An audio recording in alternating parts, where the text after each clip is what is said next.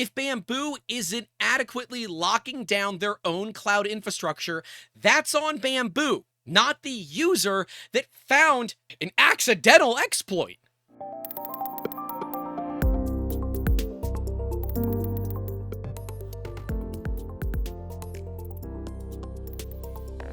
You can see all the tabs I got open at the top of my screen here, and that means we got a lot to talk about. Bambu stepped in it again and used the exact same rhetoric that they used on us 2.5 years ago. I hate that it has come to this, that this is how they always present it. They say setting the record straight. It's not. You're not setting the record straight. You're gaslighting, you're astroturfing, and you're becoming a real problem. But hey, thanks for throwing ads on these videos, Bambu, and hey, if you're watching this and you want to click those ads, it helps us. We all know you're not going to buy their machines at this point anyways. For those that are new to this entire drama, let me back up and go through what's going on here. Bambu Lab threatened a developer of a fork of Orca Slicer that enabled Bambu Lab machines to operate in the cloud environment without using Bambu's access system. This is coded directly into Bambu Lab. It is found directly in the Linux version of Bambu Lab, and they did nothing other than use the AGPL code that exists because Bambu Studio is based on Orca Slicer, which is based on Slicer, Slick 3R, and all of that is in open source. Bambu says, first and foremost, we fully support the open source community and will continue contributing through Bambu Studio. No, you don't. No, you don't. See, I tried giving you all the benefit of the doubt, saying, hey, maybe the legal team just went for it and people from up top didn't hear about this and didn't know about it. But yeah, you know, it reads identical to the way that they did this to us years ago. This is the actual blog post they did years ago, and here's the new one. Literally the same rhetoric. Why is the community so upset here? Well, one, the community is upset because this is a vast violation of open source and Bambu weaponizing a part of the US code for DMCA, which is code 1201, the Circumvention of Copyright Protection Systems. But they didn't f***ing do that. Pawel, I'm probably messing up that name, the Polish coder behind the actual fork of Orca that this entire thing started with, didn't actually circumvent technological measures that effectively control access to a work protected under this title. All they did was use Bambu's own code. If Bambu didn't lock the code down, fuck them. That's not Pawel's fault, and nor should it be yours. And yes, while Bambu has existed thanks to the community since day one, Bambu since day one has also continually fucked the community that has made them possible. It all started with the X1 Carbon, where we detailed exactly the issues with their log files, how to do it, and the fact that older versions of the firmware for this machine utilize an exploit where they would unpack anything with the extension .3mf. It is the actual exploit used by the X1 Plus team. Now that they're in cahoots with Bambu, they're doing something a little bit more official, and fuck them. I don't like that kind of thing. I'm all about people owning things they actually buy. Because if you don't own it and you don't have control over it, it's not your product, no matter how much money you paid for it. The company owns it, not you. So if you're trying to figure out what the hell should I do if I have a Bambu printer, take it offline now. We have been telling you this for years. They can't access it if it's offline. No VLAN, no network inside of your home. Take it offline. If you are not an expert in this and don't know exactly what you're doing, you might still leave it exposed to the internet. Bambu says in simple terms, Pawel's fork pretended to be the official Bambu Studio client when communicating with their servers. That's in Bambu's own code. It's not like they did this maliciously. This isn't Pawel's fault. It's not his fault that Bambu has left a very obvious opening in their code that he said, well, I mean, if it works on Linux, why don't we just have everything look like it's in Linux? And that means that you don't have to use Bambu's own cloud system, and you can use your printer the way that you used to use it. See, if you continue to update Bambu Studio, you lose a lot of features. They are locking down more and more and more things behind closed source, and this is well documented. We can see them pulling away features as the community finds interesting ways to use it. See, instead of putting reasonable limitations, Bambu says, fuck you, we're taking our ball and we're going home. Just like they did with the cloud infrastructure, MQTT, and God knows other things that you all will put down in those comments. They're saying that when this particular fork of Orca Slicer communicates with the cloud services, it quietly introduces itself as Bambu Studio. Their servers see what looks like a legitimate client, they have no reason to question it, and that's precisely the point where the code modification crosses into impersonation. No, it doesn't. Bambu is, at least from what I can tell, assuming that this individual was malicious, or at least attempting to paint them in a malicious way. But in reality, it's Bambu who's actually acting malicious. See, they claim to have never actually sent a cease and desist, and they might technically be correct, because Bambu said in their entire conversation with Pawel, which we will share, you guys can look at, saying, if you think this is incorrect, please share email address, as our legal team has prepared a cease and desist letter and would want to send it officially. 1.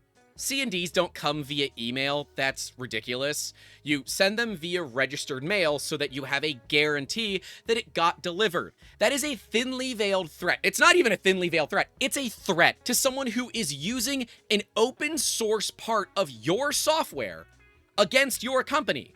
You made the software. You published it. It's Bambu's own code being used against Bambu.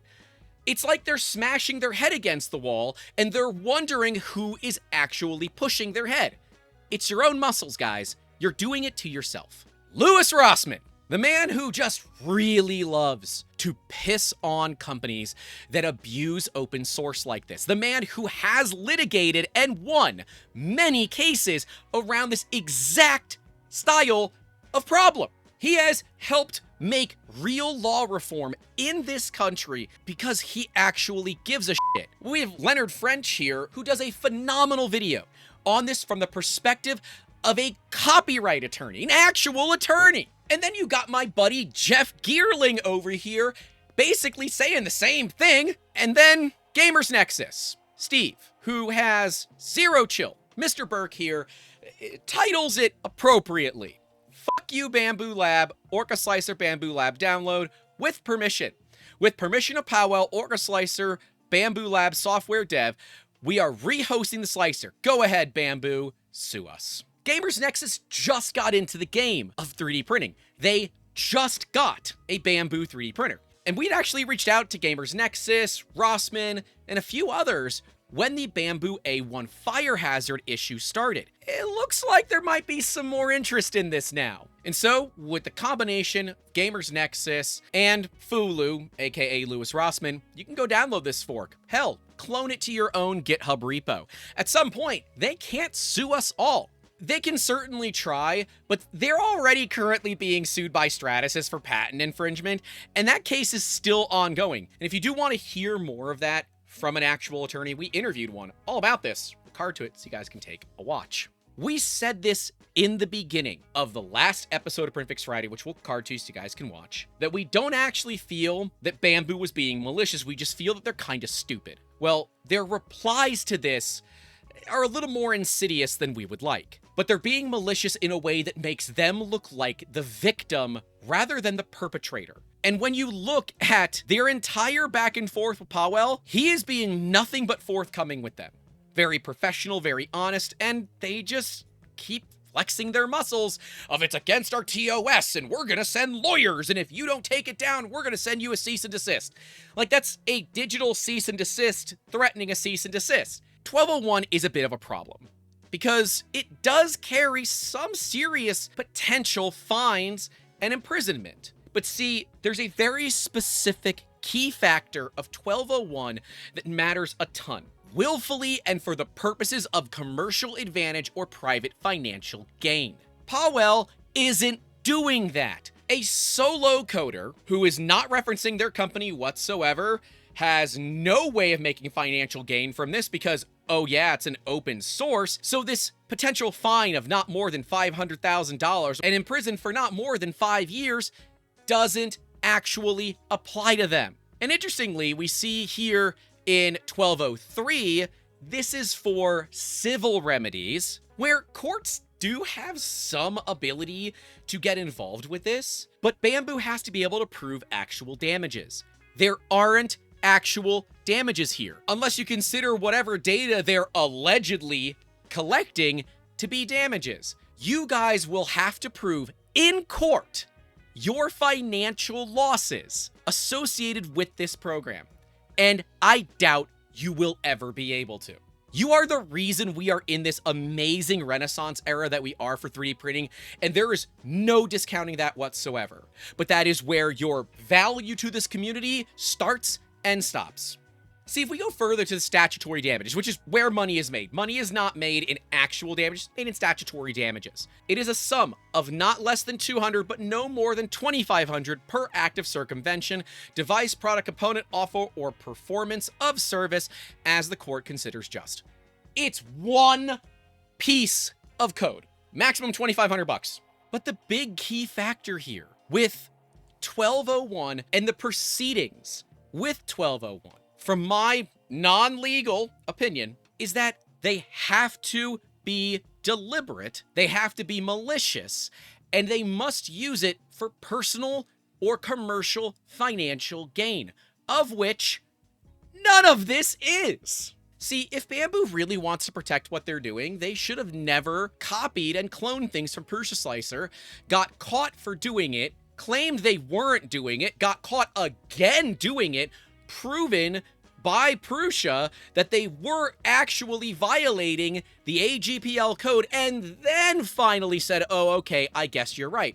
And why did that happen? Why did Prusa know they were violating? Because when somebody from Bambu's coding team was downloading and reverse engineering Orca Slicer and learning how to use it, which again, open source, totally usable, they allowed Prusa to collect data. Now, Prusa shows you exactly what they collect, how they collect it, and how they use it. It's right when you load Orca Slicer. Here's the actual data that is being sent. You can see the unique ID, which we've blocked out because you don't need to know that. 11, 64-bit, you can see that I'm running a 10700K. This is all in plain text. You can look at this and you can choose. Ask me next time, don't send anything, send system info, or just hit the X button, which is what I've been doing for years. There is nothing in here that is malicious. They're not hiding behind anything. And I've always appreciated Prusa for giving you that option. Bambu doesn't give you that option. Bambu automatically opts you into data collection. And in fact, for many years, Orca, you had to turn on stealth mode. Now it's finally on by default where it doesn't send that data back to Bambu and then back to Prusa. Prusa found it because someone from Bambu clicked send data. What stands out to me is how Bambu is acting behind closed doors, asking to keep the discussion private. But then when they talk publicly, they're the victim. They're the victim. All Bambu had to do was just leave this alone, and none of this would have ever happened. You wouldn't have Gamers Nexus, who literally had a great video showing off your printer working. Lewis Rossman, who didn't even know that you really existed. I mean, he knew a little bit, but he didn't really care. Now all of a sudden you have them, you have Gearling, you've got an actual attorney. We're in the business of holding companies accountable. And that means that at 3D Musketeers, our channel doesn't have big money sponsors like you'll see on some of the creators who are oddly quiet about this whole thing, where it directly affects their own audience, but they are opting to be quiet about it because they care more about their paycheck than they care about you. We have never and will never say that. 3D Musketeers makes money doing other things. We are here as a consumer advocate for you, the consumer, because other creators won't stand up. Look how many other 3D printing creators are actually talking about this. Very few, if any. I'm glad and I feel so warm and fuzzy inside that we're not alone in this endeavor, once again, going after Bambu in an attempt to keep them honest. This isn't about China bad, US good, or whatever. This is about abuse of power, David versus Goliath. While yes, it's a little tough. Nowadays, there's quite a few more Davids. We are here to support you, Pawel. We believe that what you are doing is right, it is honest, it is real, and it is not done in a way to somehow remove Bambu. It's not. You're providing features to somebody that they bought with their machine that Bambu has removed from it. If you want to see all of the data behind this, we're going to link to the Consumer Rights Wiki down below. It is fully editable by anybody. Anybody can edit this. Cite your sources though, kids. I'm glad for people like Lewis, like Steve, who have bigger channels that can afford this. They also have the views that we don't. Thank you guys for joining in on this fight. Jeff, you too. You guys are awesome. And the thing that bothers me the most is Bambu's own talking about the AGPL 3.0 license. Say, it's not a matter of our permission, it's simply how the license and open source work. It's like they wish it didn't work this way. It's like they wish they would have never been caught in the first place. Again, Bambu truly is trying to paint themselves as the victim here. Who we can see here, Low Anything, who I've actually been in contact with, that is Pawel. You can see citing their code, citing the constraints, and then after compilation, it is logically equivalent to this. And it's asking very clearly, what is the problem? The user agent construction is not reverse engineered. It is not taken from a proprietary binary. It is not hidden. It is directly present in your public AGPL source code. It's not reverse engineering if you don't actually have to reverse or engineer anything. He goes on to say, if your concern is specifically that the user agent contains Bambu Studio, then please explain why your own AGPL code publicly sets it that way. If this is your security boundary, and honestly does not believe that anyone expected that it is extremely weak. So does this mean that they only need to move these fields into an application setting so every user can enter any user agent that they want? To me, it feels that 1201, the specific part of US 17 that Bambu is referring to, is all really situated around closed source, not open source. See, open source removes circumventing, it removes reverse engineering. You don't have to do any of that if all you have to do is go online, copy it, and paste it. You're not doing anything at that point. You're being a person on the internet. And see, Bambu is saying at the same time, a license for code is not a pass to our cloud infrastructure. Those are two completely different things. The distinction between them is absolutely critical. Our cloud is a private service. Access to it is governed by our user agreement, not the AGPL license. Maybe don't leave your cloud exposed in your own GPL code then. If Bambu isn't adequately locking down their own cloud infrastructure, that's on Bambu, not the user that found an accidental exploit. All of this just leaves me feeling exactly the same way that I did when they did it to us years ago. Bambu has a long-standing history of giving you the world and then clawing it back in the name of security, safety, whatever, and never being able to actually prove it. Gamers Nexus, Steve Burke, pulls a quote from Leonard French's video saying, "The picture then looks like this. Bambu sends a cease and desist letter, air quotes, oversends, to a developer over an open source project, while a legal mechanism is quietly taking shape that would allow any of Bambu's own customers to walk into California State Court and demand the corresponding source code for their entire closed networking ecosystem. But you have to zoom out, because the conflict between Bambu and Orca is not an isolated event. It's a textbook manifestation of what right-to-repair advocates have been calling progressive enclosure, the strategy by which manufacturers across every sector use software locks to convert one-time hardware sales into ongoing monetizable services. Bambu's enclosure timeline tracks the pattern almost perfectly. We've been telling you all that for years. We even talked about it a bit during a recent podcast where we said that Bambu not making their machines repairable is a right to repair issue, and while technically it's not, it is a progressive enclosure issue, where Bambu did not provide parts to fix their machines until the community yelled at them to do it. And while yes, the Bambu ecosystem has been affordable, relatively easy to work on, at least until it gets a little technical, I will tell you, every single printer in this shop right now that is in for repair from outside sources, every single one of them is a Bambu Lab 3D printer. Bambu doesn't make their machines easy to fix. It is the progressive enclosure. They want you to throw it away and buy another one. And so people like Lewis are so adamant that Pawel is in the right. He is putting $10,000 up for any legal fees that Pawel might have to pay if he keeps his code up and Bambu goes after him. And instead, Pawel didn't keep his code up. He allowed Louis Rossman and Gamers Nexus to post it themselves. I will happily put $2,500 of my own personal money into that war chest if that's what's needed. We believe in open source, and I'm going to put my money where my mouth is. I don't got a lot of it, but I'm going to do what I can. And we can see since posting of our original video, Pawel has actually updated it and added all of his evidence. But I get it.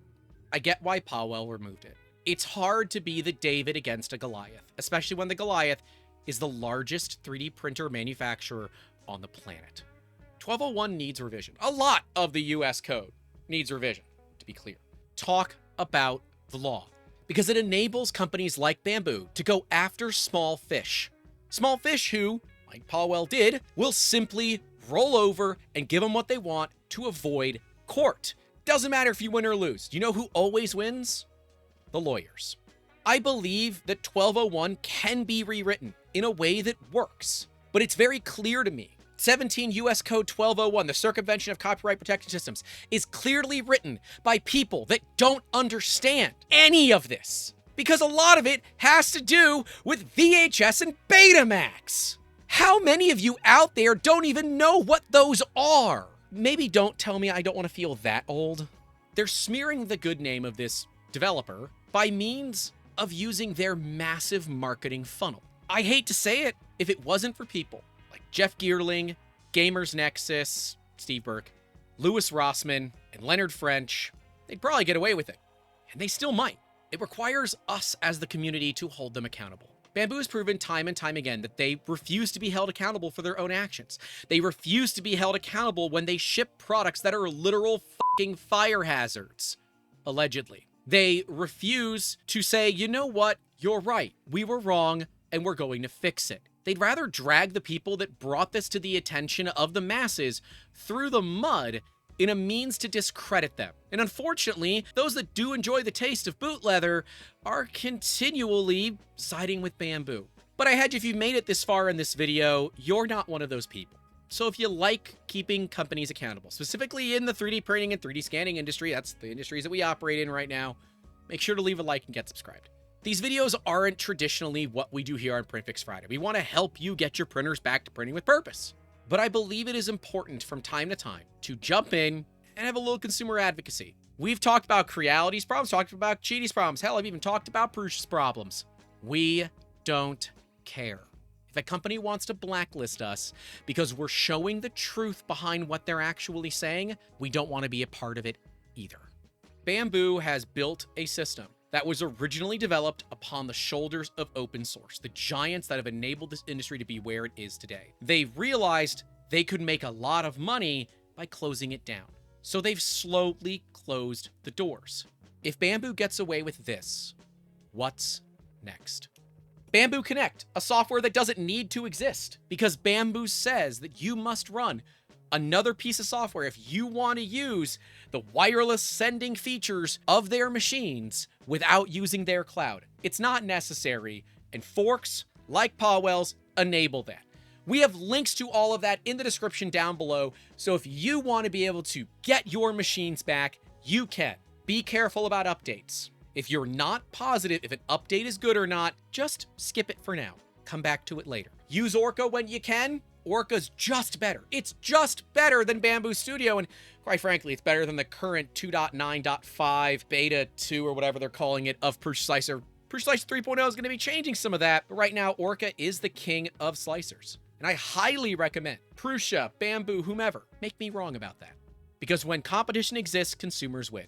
Bambu, though, they're kind of competing against themselves, and the consumers are losing. I do want to give a huge shout out to the channel members whose names are listed right next to me at the $5 tier and higher. If you do want to support the efforts that we do here, links for all that are down below. $10 tier and higher gets you into our private Discord server where we talk about this stuff ad nauseum. hours over the past couple of weeks. And thank you to those of you that have helped educate me so that I can better educate all of you. Your assistance in all of this has been unwavering and amazing. Thank you. That is all we have for you all today. Stay safe out there, don't forget to call your loved ones, and make sure that you actually own the things that you buy. And as always, keep making awesome. Have a good one.